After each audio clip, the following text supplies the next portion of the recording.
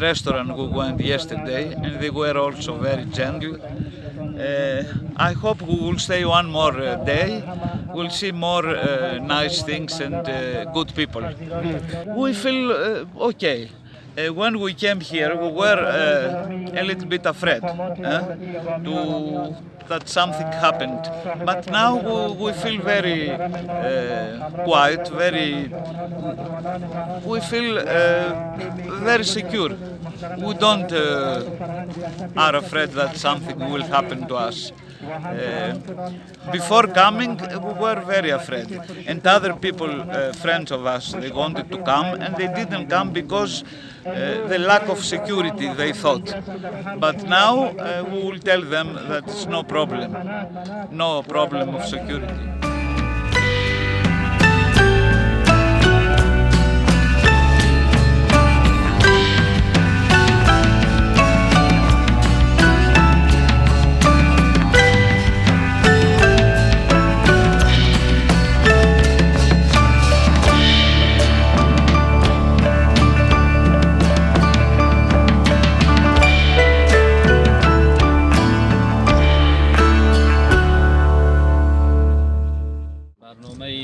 که امروز ما شما در ساحه افتتاح کردیم. 3 موضوع درج شده بود در این قسمت برنامه.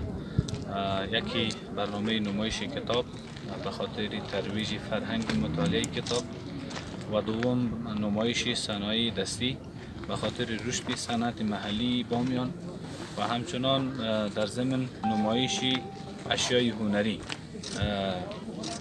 رسامه ها، نقاشی ها.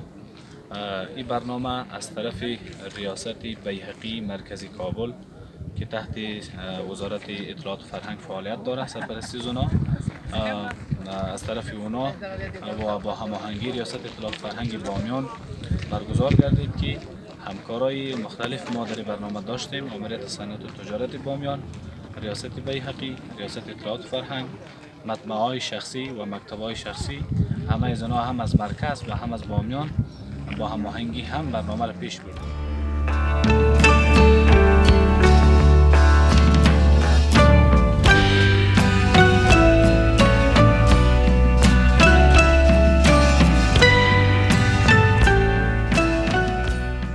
فاطمه رضایی هستم، مسئول انجمن بامیان باستان. چطور وضعیت صنایع دستی، فروشات صنایع دستی، تولیدات محلی در بامیان؟ خوب است، بد نیست. تولید داریم دیگه، چقدر خانم‌ها دست ما کار میکنن دیگه. وضعیتش اونقدر بد هم نیست، خیلی خوبم نیست، خوبه دیگه. نسبت به گذشته بیشتر شده یا نه چرخانی؟ در بهار همین سال همین 1 ماه خیلی خوب بود دیگه، حالی خوبه دیگه، اونقدر خوبم نیست. مشتری هم کم مقصیات نیست. پژواک خبری اژانس د پیښو ریښتینې هنداره